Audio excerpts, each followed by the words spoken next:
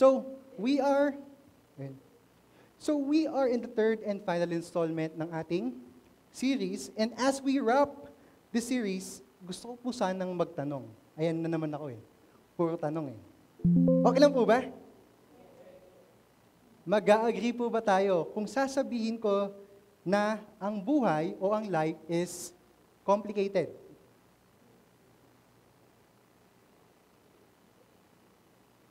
Life doesn't always go where you want it to go.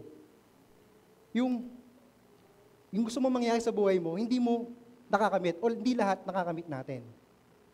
Hindi nangyayari yung mga bagay ayon sa gusto natin o sa desire natin. Oo po ba? Amen? Hindi. Hindi yata. Ako lang yata yun eh. Asumero kasi ko. Ayan. So, life is sometimes tough. Ayan. Sometimes tough. And life is challenging. Nag-agree po ba tayo? O, ayan. Naniniwala din ba tayo sa kasabihan na life is unfair? It really is. Kasi, we are still in this earthly kingdom. And in a lot of ways, madami pa ding taong hindi nakakaranas ng justice or hustisya. Madami pa ding naapi, nadadaya, nabubudol, naabuso, etc. And Jesus talks about this sa mga preaching niya. If we read the Bible. Kumbaga, alam ni Lord ang kakailanganin natin mga tao, kailangan natin mga tao in the future or sa kasalukuyang panahon. Sabi nga, July 21, 2024, ito yung kailangan mo. Kung sino man yung nangangailangan ng teaching na ganito, ito yon para sa'yo. Kumbaga, that's what we love about the Bible. Kasi, ang Bible, relevant siya today. Amen po ba? Relevant pa din siya hanggang ngayong araw na to. And kung nasan man tayo, relevant pa din siya. Kung nasan man tayong stage ng buhay natin, bata man tayo, matanda, di ba? Nasa last days ba tayo, relevant pa din yung Bible. Hindi siya yung outdated o book o libro na nagiging outdated. It is something that applies to our life or in our everyday life. Sabi nga sa John chapter 16, verse 33. Sabi ni Jesus, in this world, you will have trouble. So alam niya. Di ba? So, Jesus meant that problems o ang problema ay magiging parte ng buhay natin. And so what it means is that in our lifetime, sa buong buhay natin, we're gonna encounter disappointments, some things like, or ma-experience natin yung mga setbacks, heartbreaks, failures. Pero sabi nga ni Ka Freddy, di ba? Habang may buhay, ano ba yan? Habang may buhay. Hindi, ang totoong nagsabi niyan ay hindi si Ka Freddy. Kilala niyo ba si Ka Freddy? Ay, mga millennials na pala yun dito, Pastor. Ang nagsabi niyan ay si King Solomon. Sabi sa Ecclesiastes, chapter 9, as long as we are alive, we still have hope. Agree po ba tayo kay si King Solomon? Yan. So, sabihin natin, oo. Magkakaroon tayo ng mga struggles sa buhay natin. We'll face battles physically.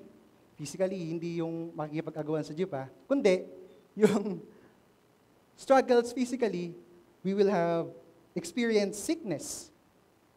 Old age, hindi naman maiwasan yung pagtanda, di ba? So physically, may experience natin yan. We also have emotional struggles like heartbreak, failures, di ba? Or loss of someone. We'll also struggle with spiritual, or we'll have spiritual battle with ourselves. Kasi parang everyday naman we tackle this na sino ba talagang mas naghahari sa buhay ko? Ako ba? O si Jesus? O ako lang po yun? Lahat po ba tayo nag-struggle din sa ganun? Ayan. So, another question. Mahilig akong magtanong Meron po ba sa atin na never Hindi pa.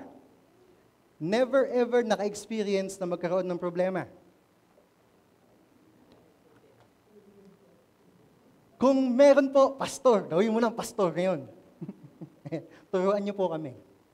So, ako, alam ko sarili ko, nagkakaproblema ako. Pero hindi yan yung misis ko.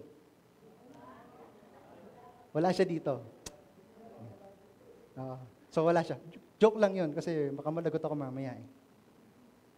Pero lahat tayo nakakaroon ng problema. Ang struggle nga nila, Jerwin tsaka ni Bokya, pag nagpupunta sa palengke, lagi silang tinatawag na pogi. Yun yung pinaka-struggle nila eh. So, napakabigat na problema. Yung tawagin kang pogi, kada namamalengke ka. Pogi, anong kailangan mo? Bili ka na dito, pogi.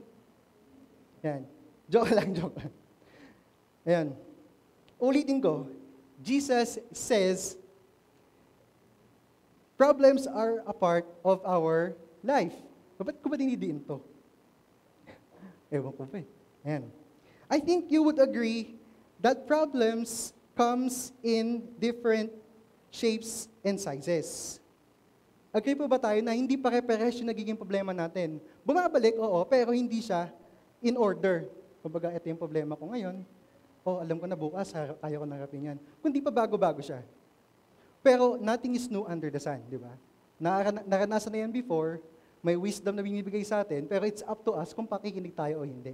Yun lang yung problema.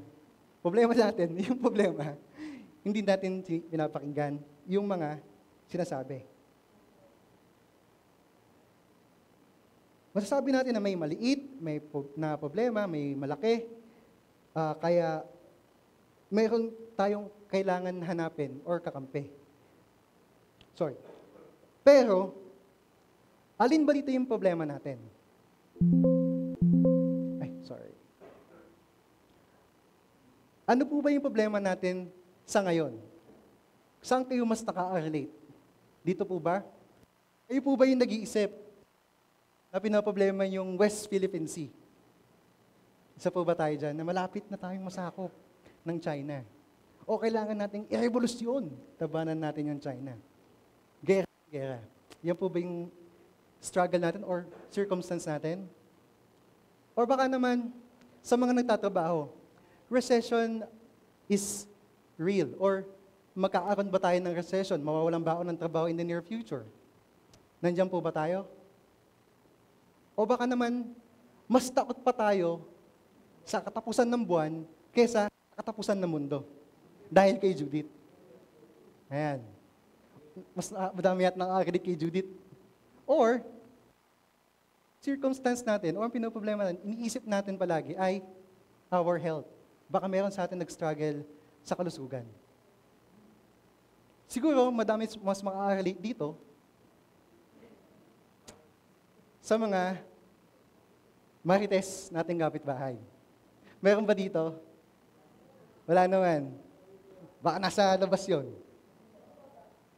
Pero eto, 100% ako.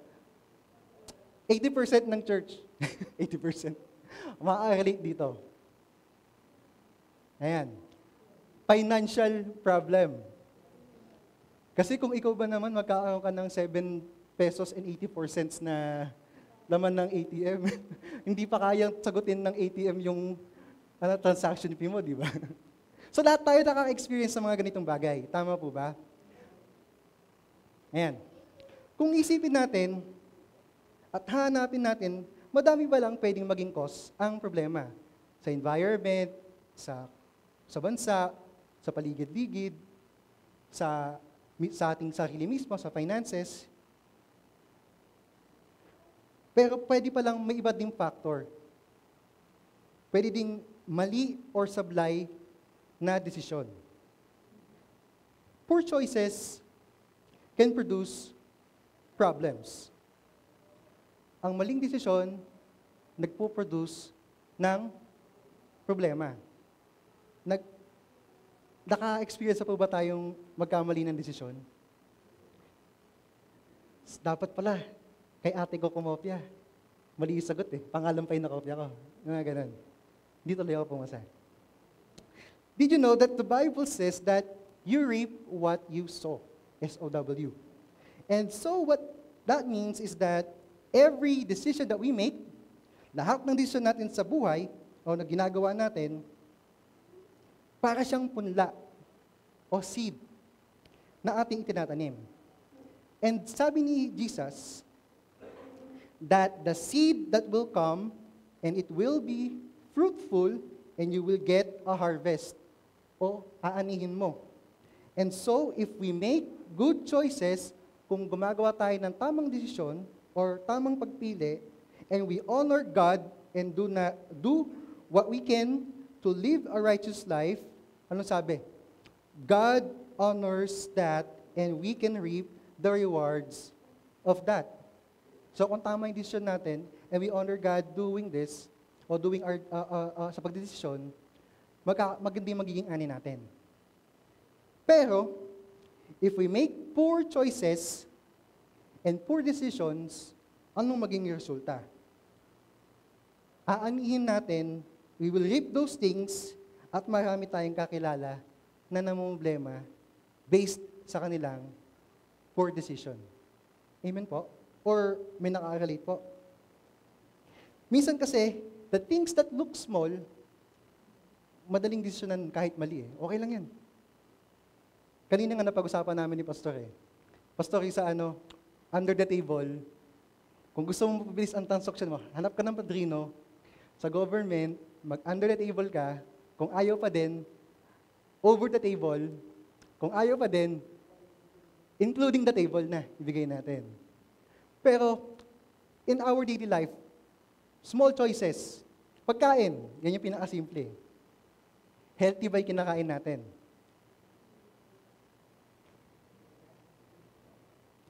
Alam nyo ba, pag di mo sinasuot yung damit mo, lumiliit. Kaya dapat sinasuot natin. Madalas yung damit. Nakakaliit pala ang pagdisuot ng damit. So, yan. So, poor choices sa health. Kakain tayo ng sobra-sobra, and then, magiging makakasanayan natin to. Eventually, it will lead to chronic diseases. Diba? Hanggang madamage na yung cells, organs, tissues, organs, at maging tuloy ang sakit na ito. Ayan. Pero another example is, sino dito dumaan sa pagka-teenager? Yung posible na putok sa buho, no? Pero sino dumaan dito sa peer pressure ng kabarkada natin? Kasi ako, dumaan ako dyan eh. Si Pastor kasi tinanong ako nung first service, sino ba yung nagiinom dito? Di ba? Ang alak din naman ganun. Minsan sinasabi natin in our defense, Lord, may spirit din naman tong alak. Di ba? So, poor choices. Kasi ano nangyayari? Sa simula, patigim-tigim lang tayo. Pinipilit natin gustuhin. Pero ano nangyari? Pisoy nagsimulang lumalim. Anong ending? Mahirap na siyang tanggalin. Anong sabi ng lola?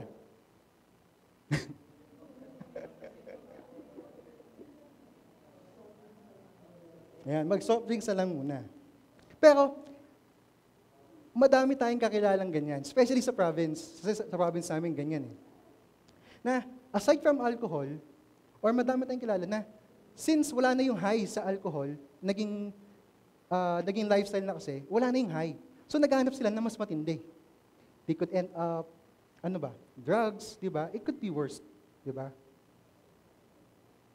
Or other vices na ngayon nagiging parte ng kanilang buhay, na hindi lang sila ngayon na problema. Dahil may problema na sila ngayon sa pagtanda, sa kalusugan, ano ngayon nangyayari? Damay-damay yan. Kumbaga, pati pamilya niya na problema din sa kanya. Amen? So, ganun din naman sa pagkain. Ganun din naman yung ending nun. Na hindi lang tayo na problema, pero pinoproblema din tayo ng mga tao sa paligid natin. Another question. Alam nyo ba? Tayong mga tao, tingin kayo sa tabi nyo. Tao yan. Lahat tayong mga tao can also produce problems. Sabi sa scripture, bad company corrupts a good character. Amen? So, ang mga taong inaalaw natin sa buhay natin, o sa buhay mo, or the people that we associate with ourselves, or with ourselves with, they can either build us up spiritually,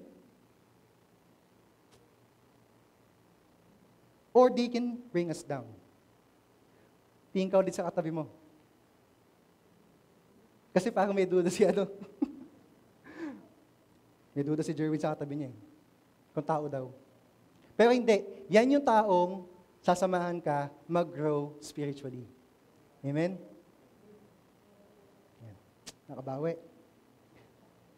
So, isa din siya sa mabuting halimbawa kung paano lumago spiritually.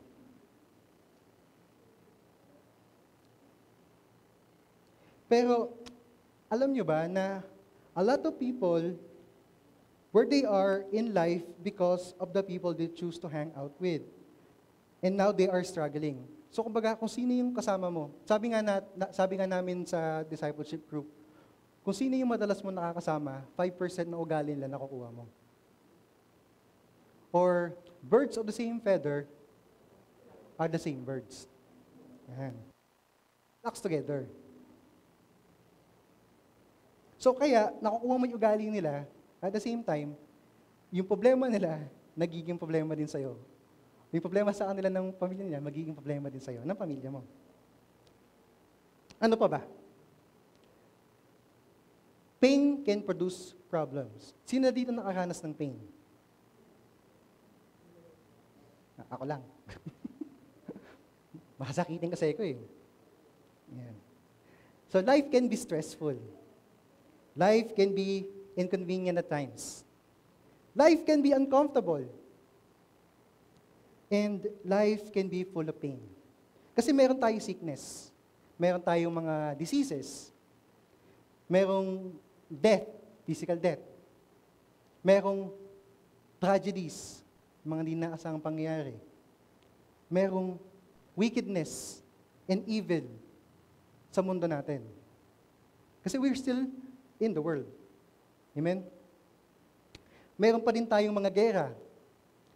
We have earthquakes, natural disasters, and other stuff happening. And it causes problems to us, or it brings us into a circumstance na uncomfortable. Amen? But, I'm so thankful for Jesus. Bakit? We should be thankful for Jesus. Kasi sa word niya, even though na sinabi niya that in this world you will have trouble, hindi siya tumigil doon. Kumbaga, kung ginawa ni Jesus yun, in the world you will have trouble. Anong gagawin natin? Parang pointless na, di ba, na mabuhay? Parang ang mangyayari sa atin, antayin na lang tayo ng second coming para mawala yung pain, suffering, di ba? Mawala tayo sa difficult situation. Pero, Jesus didn't stop there.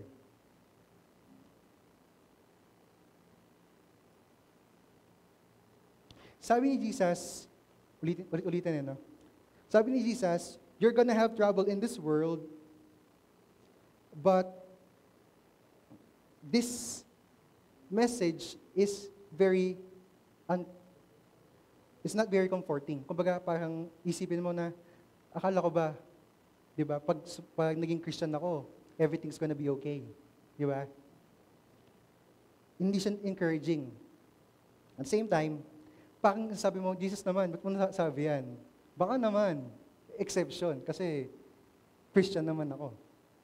Pero, sabi naman ni Jesus, and I hope that this line or these words ay makakapagbabago sa tingin mo, sa buhay mo, or in any circumstance you are currently in ngayon. Jesus says, yan, but take heart.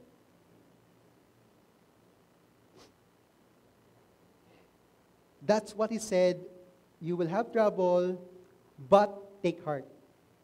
It means that even sa gitna ng kaguluhan, sa gitna ng difficult situation or circumstances, you can have courage.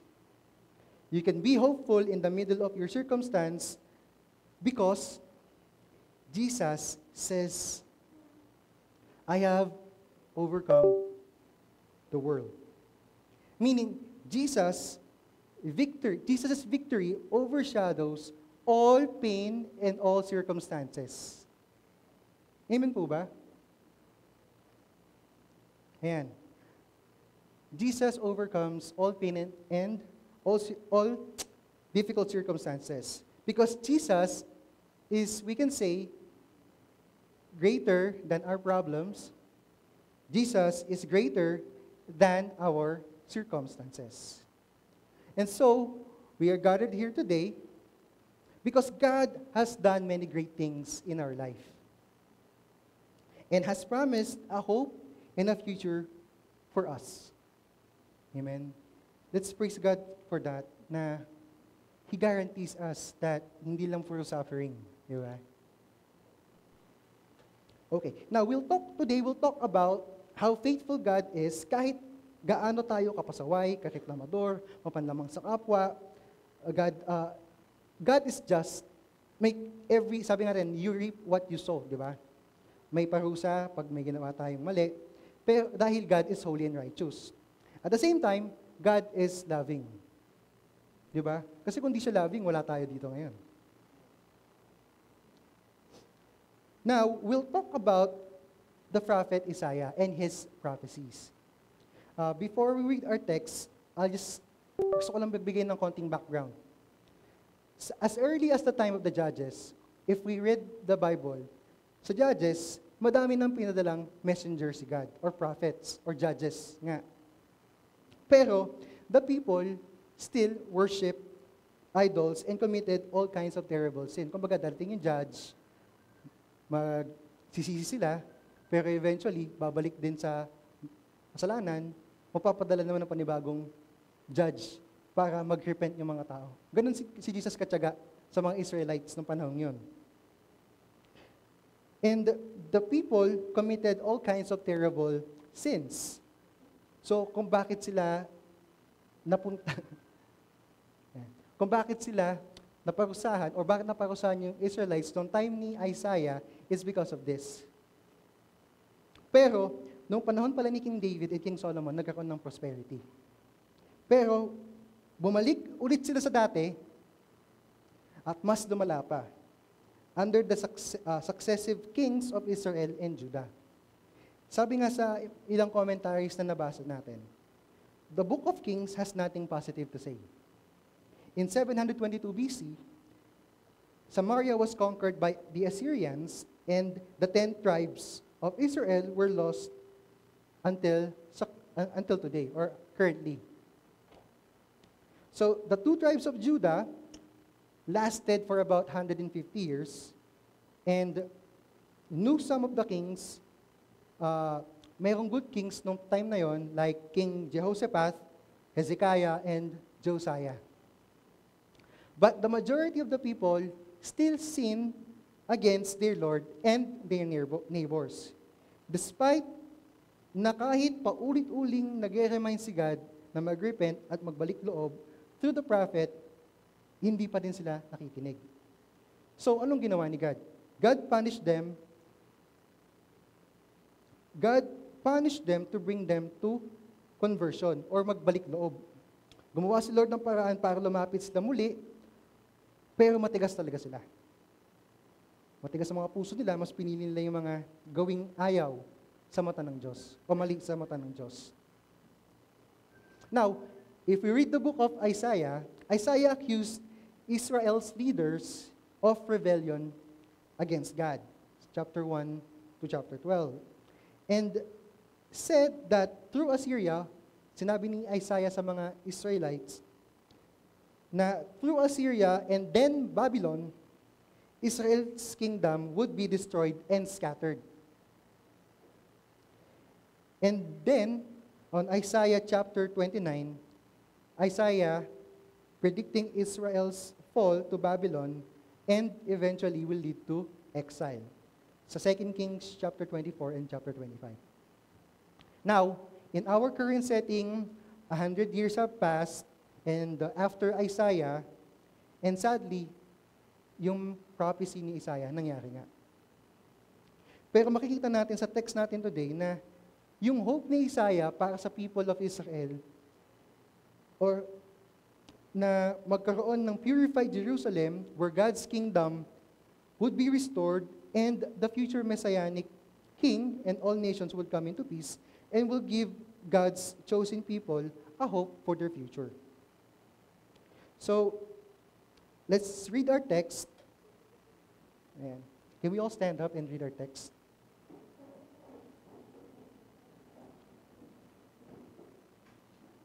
Ayan.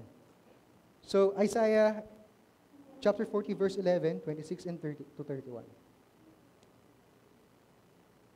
Ayan. He tends his flock like a shepherd. He gathers the lambs in his arms and carries them close to his heart. He gently leads those who have young.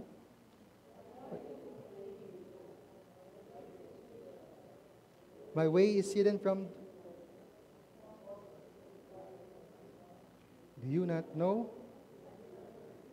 The Lord is everlasting God.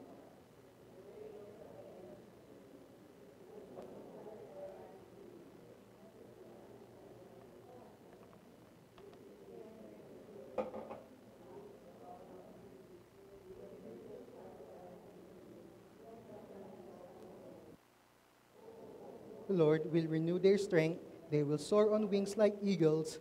They will run and not grow weary. They will walk and not be faint. Let's pray. Lord, Father God, malapit po kami sa inyo, Lord, today. As we tackle your word, Lord God, please give us understanding, wisdom, an open heart and mind to understand your word, to know your desire, Lord God, and may sabuhay po namin ang aming matutunan for today. Lord God, and kunin po ng bawat isa yung mga tamang gawain at wag pong kunin kung meron man po kaming ma-discuss na hindi dapat, Lord God. Lord God, na kayo po yung mag-glorify sa araw na ito, Lord God, itago niyo din po ang inyong lingkod sa inyong likuran na kayo po yung mapapurihan, Lord God. Wisdom, Lord God, to give our church what they need to hear. And Lord God, we pray that we will understand your word through your grace. In Jesus' name we pray. Amen. Let's all be seated.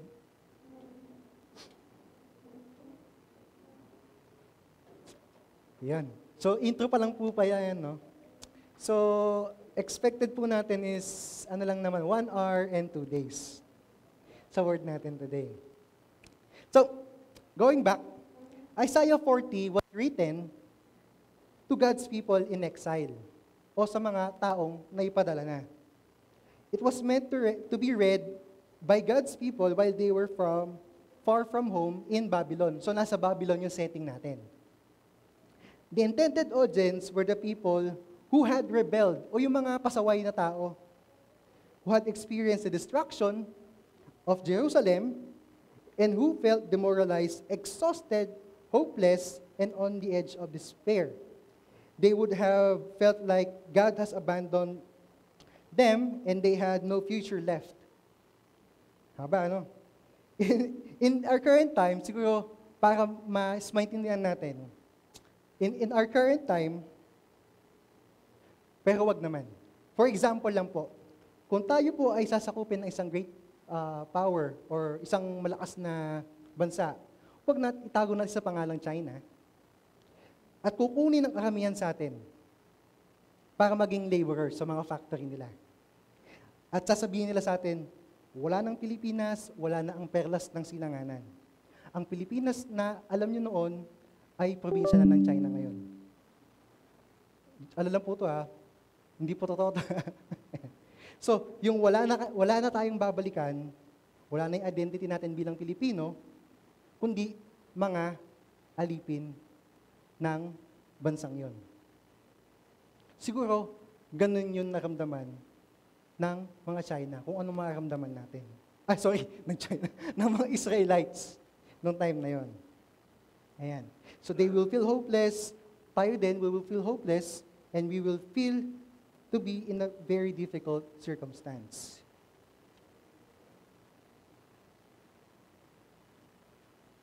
And so Isaiah begins with these words. Sabi, comfort. Comfort my people, says your God. Speak tenderly to Jerusalem and cry to her. Kasi they were tired and discouraged. And they needed hope.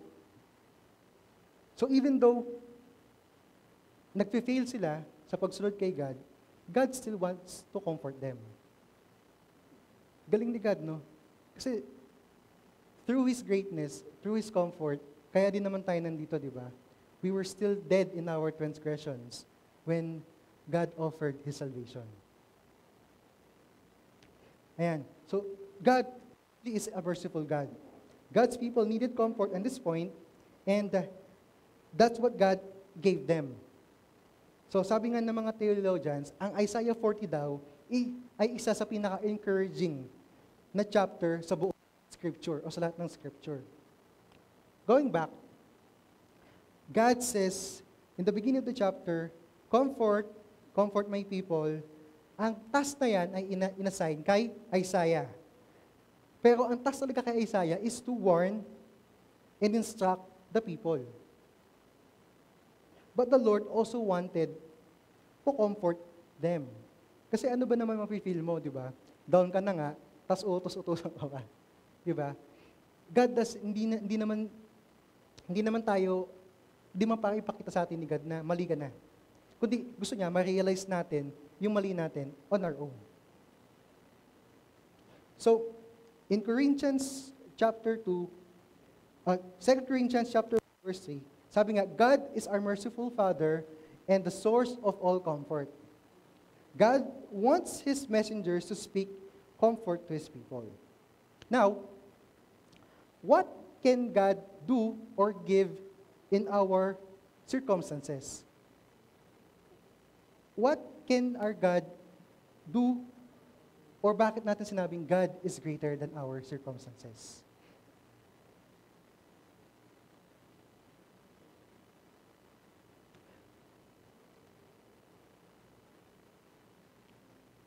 Maliit. So, God is greater than our circumstances because we have the comfort of God's presence. Yan. So, He tends His flock like a shepherd. He gathers the lambs in His arms and carries them close to His heart. He gently leads those who have the young, sabi sa verse 11. So, kung ano man ang kinakaharap natin, if you look to God, see Him as our shepherd or your shepherd, personal shepherd, who not only leads us, hindi lang niya tayo nililid, tinuturo saan pupunta, kundi He walks with us. So kung anong nararanasan mo, nafe-feel niya, nararanasan din niya, kasi kasama natin siya naglalakad. And alam din niya yung mga circumstances natin. Agree po ba tayo? Ayun ba kayo? Ayan. May pa-quiz po tayo mamaya. Ayan. So, question, bakit kaya, sa tingin natin, bakit kaya hinalintulad tayo sa tupa? Sorry. Kasi the significance of a sheep in the Bible is probably more than na we realize. Kasi wala naman tayong tupa dito sa Pilipinas, di ba? Meron ba? Konti lang siguro. Hindi tulad nung panahon ni Jesus na talagang tupa is important. Kasi sheep were treated as a prized possession nung panahon ni Jesus. Masasabing mayaman kang tao kung madami kang flock ng tupa. And because ano bang characteristic ng tupa? Ang tupa ay may meat, may milk, and may wool. And they produce offspring, o nanganganak sila patuloy, di ba? Which is essential nung panahon ni Jesus o during that time. So, ang shepherd naman, kaya si Jesus, ang God naman, ay nalintulad sa isang shepherd kasi shepherds made many sacrifices to make sure na yung flocks nila are protected. And they knew it was their livelihood at stake. Or dahil prized possession nga nila tayo. Or prized possession nga tayo ni God.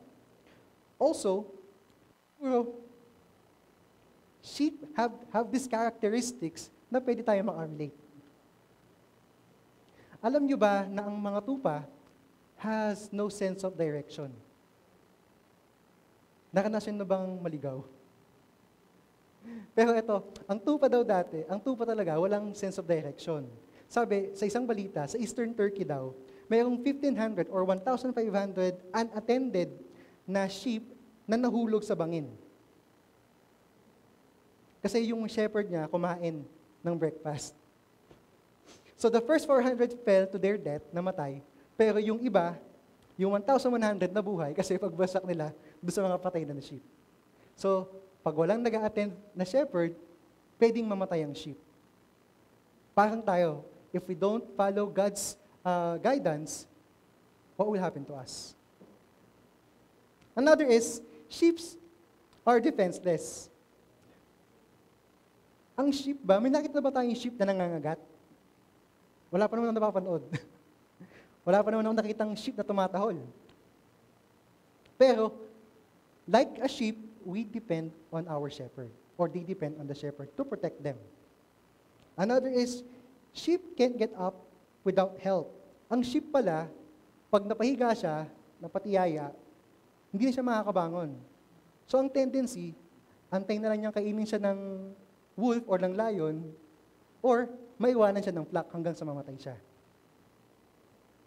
So, sabi nga sa Bible, He will tend His flock like a shepherd. He will gather His lambs in His arms. He will carry them in their bosom and gently lead to those with young. So, ganun si God. Ganun siya mag-protect sa mga anak niya. Another is, ang sheep daw, hindi nila kayang magbuhat.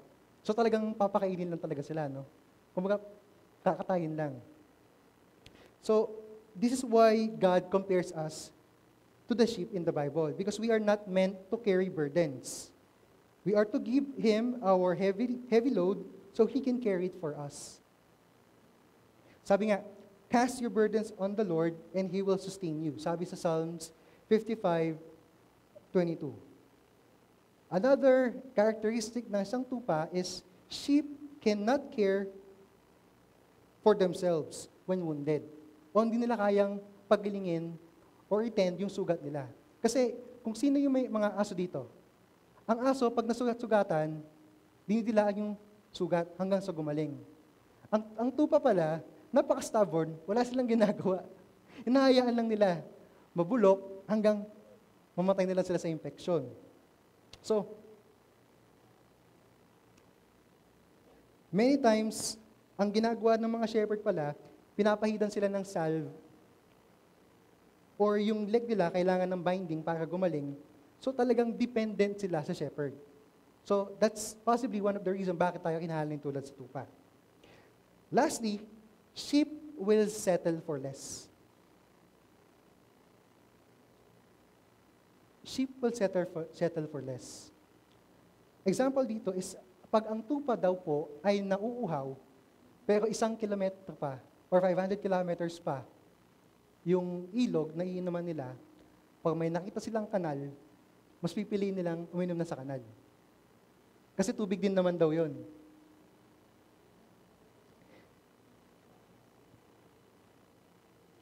So sabi, sadly, as long as it satisfies them, for the moment, okay lang. Nakalasan po ba natin yun? Na konting kanti lang ng kalaban, umibigay agad tayo. Sabi nga ni Pastor kanina, yung sinasabi, padrino, kung ginawa natin ng tama, yung gusto natin, kumbaga, si God, He prepared Vikings. Pero, lollipop pa lang, bumibigay na tayo sa mga tukso ng kalaban.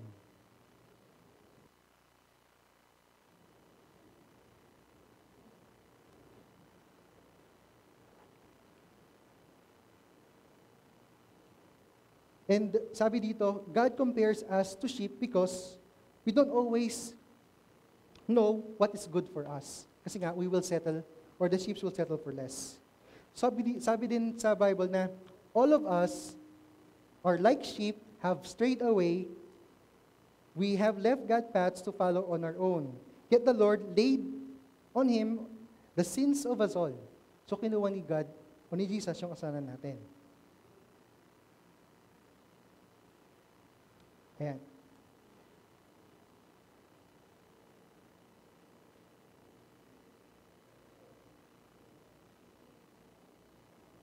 So what Jesus says about the sheep? 'Di ba sa Matthew 9 verse 33, when he saw the crowds, he had compassion for them because they were harassed and helpless like a sheep without a shepherd. 'Di ba ganun din tayo nung wala pa tayo kay Lord? Na parang anything goes na lang. Kasalanan man yan, as long as it satisfies me. As long as it will make me happy. Diba? Pero ngayon, we are following God, we know kung anong gusto niya, and anong naging resulta. Nasa pa tayo ngayon compared sa dati nating buhay. So, God is our shepherd, He cares for His children. We can take comfort kung ano man ang haharapin natin because our God, our Lord, our shepherd is there to lead us and guide us. He is also right beside us. God doesn't just point and say, go that way, kundi He journeys with us like a shepherd.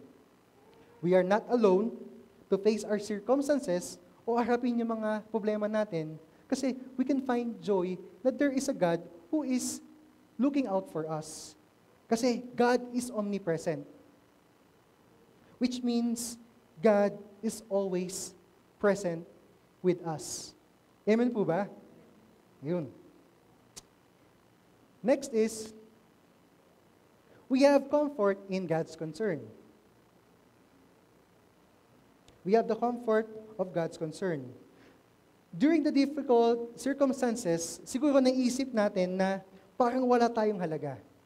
Na-experience ba natin yun na magkaroon tayo ng problema na parang wala namang akong halaga or walang may pakialam sa akin.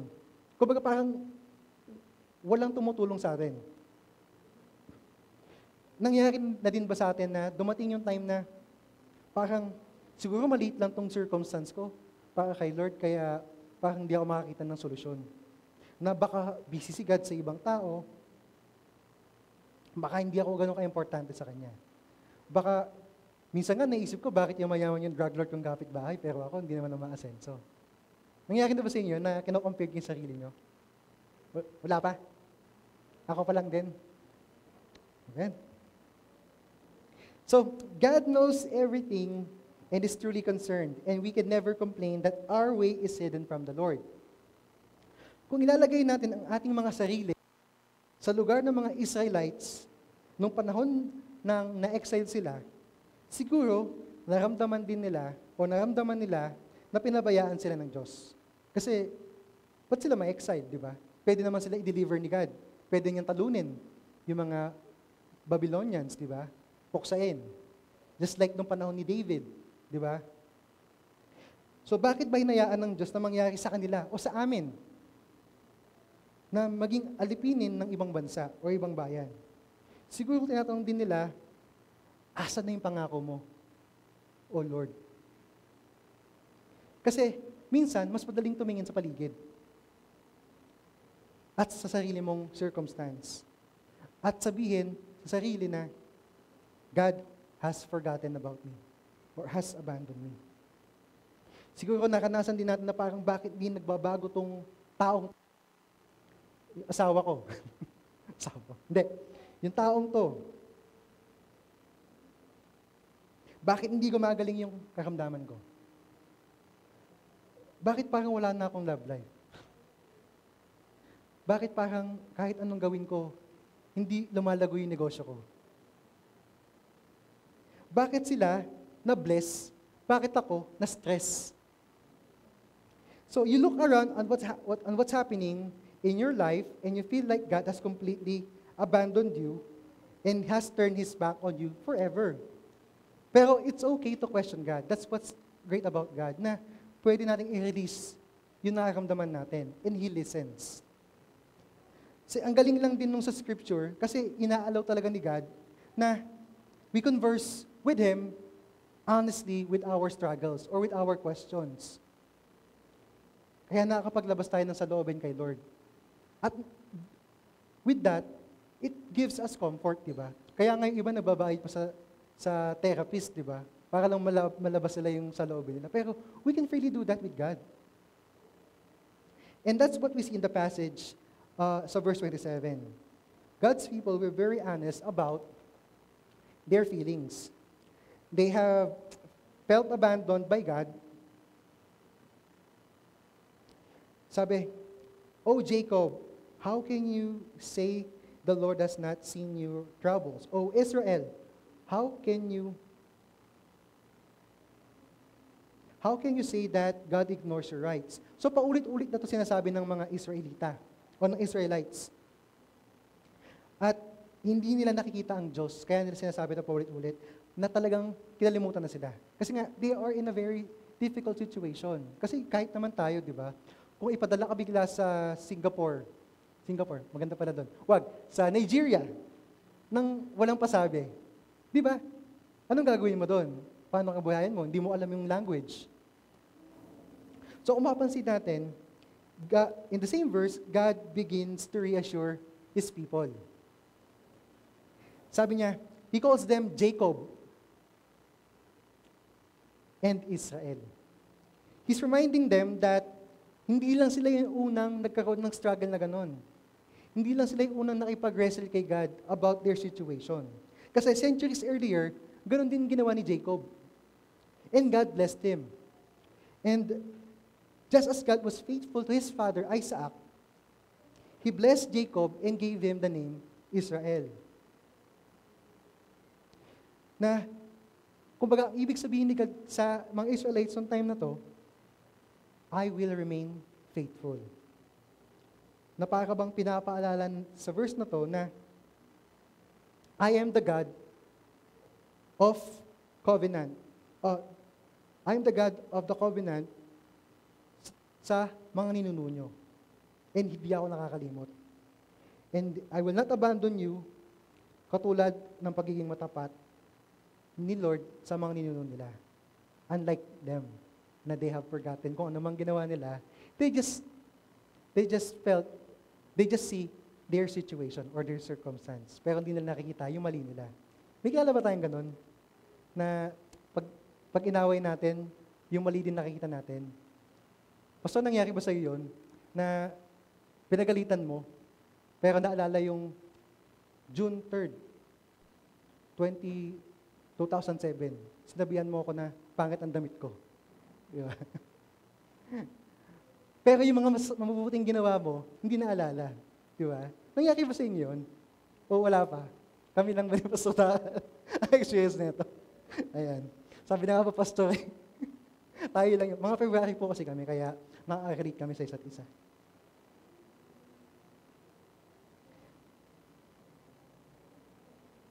So, malapit na pala. So,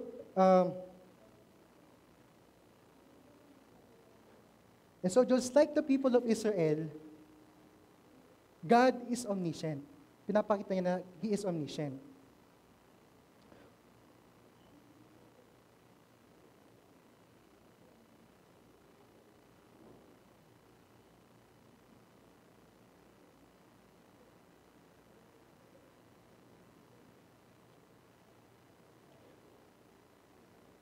Okay, yan. So sabi nga, God is greater than our circumstances. Yung pala yung title na ng word natin today. Because God is omniscient or He is omniscient. He knows everything. Sabi nga sa verse 26,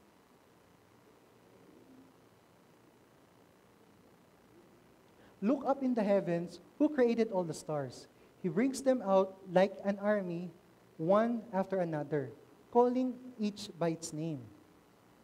So kung yung stars nga, alam niya yung name, di ba, million of stars, alam niya yung name, tayo pa kaya na prize possession niya.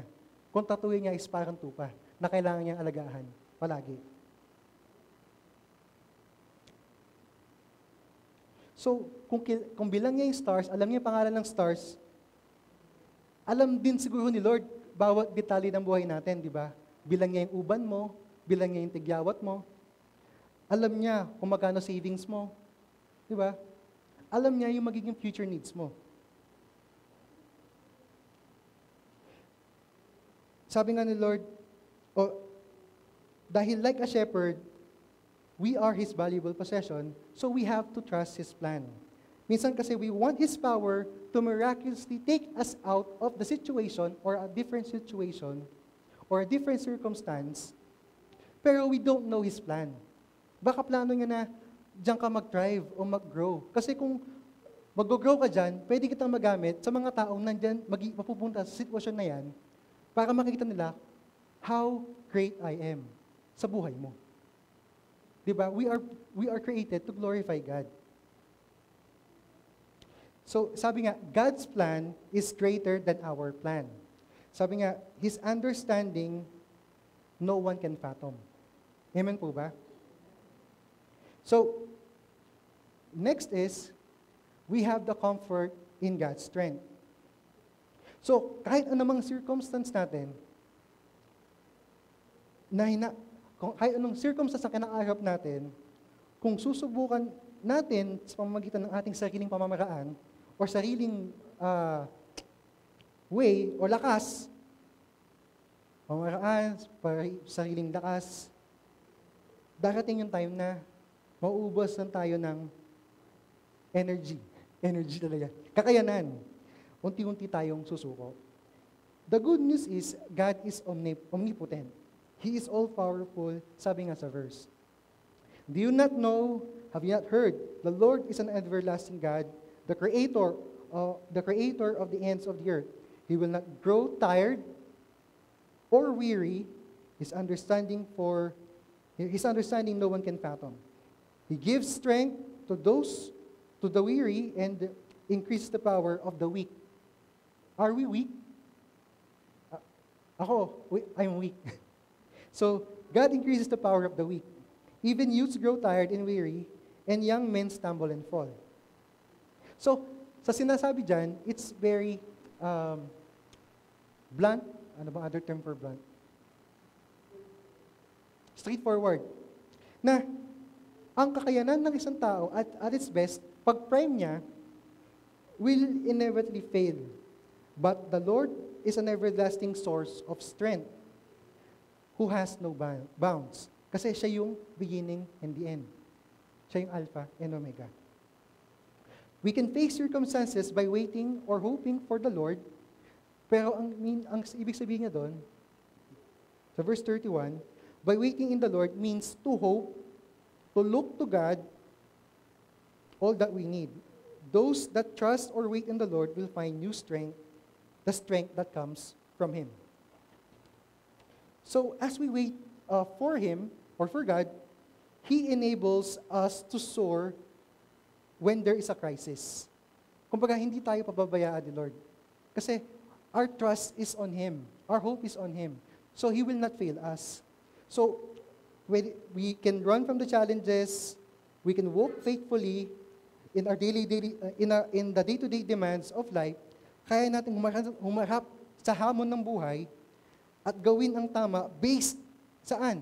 Sa katotohanan ng Biblia, kahit dalhin tayo sa circumstance na alanganin, nakakalaban natin yung mundo or yung normal or mali sa paningin ng mundo. Kasi with us, yun yung tama. Kasi that's the truth in the Bible. So, kahit anong ihirap sa atin, si Lord pa din ang pipiliin natin. So, someone has defined circumstances as those nasty things o mga bagay na pag nakita mo is tatanggalin nga yung focus mo kay Lord. Yun daw yung mga circumstance. Sabi, if you look at God through your circumstances, kung titingin ka kay God, o compare mo yung circumstance mo kay Lord, or ang lens mo is yung circumstance mo, ang makikita mo, mabablock niya yung paningin mo kay Lord. Kung baga makikita mo, mas malaki itong circumstance ko Ang liit ni Lord. Pero, if by faith you look at your circumstance, through God, He will draw near and reveal that He is greater than any circumstances that you could ever face. Kasi if we look at the lens of Jesus, hindi mo makikita walang tapon walang mali. All you can see is this is lovable. 'Di ba? Kahit yung kinakainisan mong kapitbahay, lovable, 'di ba? Lahat ng magiging problema mo, I'm sure there's a way. Magiging positive tayo. Amen po ba? Sabi nga ni Corrie ten Boom, if you look in the world, you'll be distressed.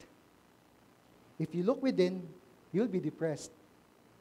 Kasi madami tayong kapintasan di ba? If you look to God, you'll be at rest. So, sino dito yung mga anak? Mga bata. So sa mga bata, sa children kasi wala pa akong matanong. So kunyari na lang bata si Tin, tsaka si Kelly. So mga bata, do you worry about food? No, kasi nagpo-provide na kayo. Pero nung bata kayo, Sharon, di ba? Hindi. Do you worry about tuition nung nag-aaral kayo? Hindi, di ba? Or pambili ng gamit? Hindi. Kasi you know that your Father provide for you.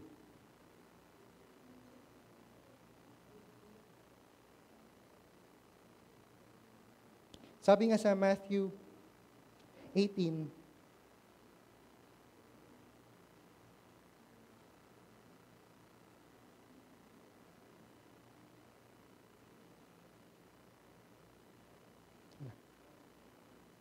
kung kayo nga kayo nga sinful, Matthew 17, verse 11, kayo nga makakasalanan, hindi niyo bibigyan ng ahas pag humingi ng tinapay ang anak niyo. Paano pa kaya ako? Di ba?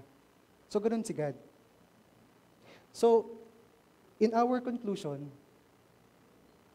the promises of God often lose their power in our lives because we see God as small or small God.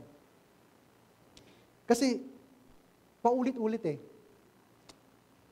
Kabisado natin sa isip natin yung mga blessing, mga pangako niya. But in our hearts, sa puso natin, hindi na siya yung hari. Hindi na siya yung hari na tumatalo sa mga armies, just like the Israelites. Hindi na siya yung Diyos na umahati ng dagat. Hindi na siya yung shepherd na iiwanan yung 99 para sa isa. Hindi na din siya yung Lord na lumalakas sa tubig. Hindi na din siya yung Lord na bumubuhay ng patay. Slowly, sadly, we have forgotten God's power, God's wisdom, and God's tenderness. When the promises of God seem powerless to quiet our fears, to comfort our grief, lift our worries, or motivate our obedience, baka may kailangan tayong gawin. We need to do more than simply hear His promises. We need to behold the God who gives them. Instead of looking at the gifts, we need to look at the giver. Kung gaano siya ka-mighty. Kasi we often look at what He can do for us. O yung mga biyaya, blessings lang tayo nakatingin. So, church, I challenge everyone to think how you view God. Have you let your faith weaken and doubts grow?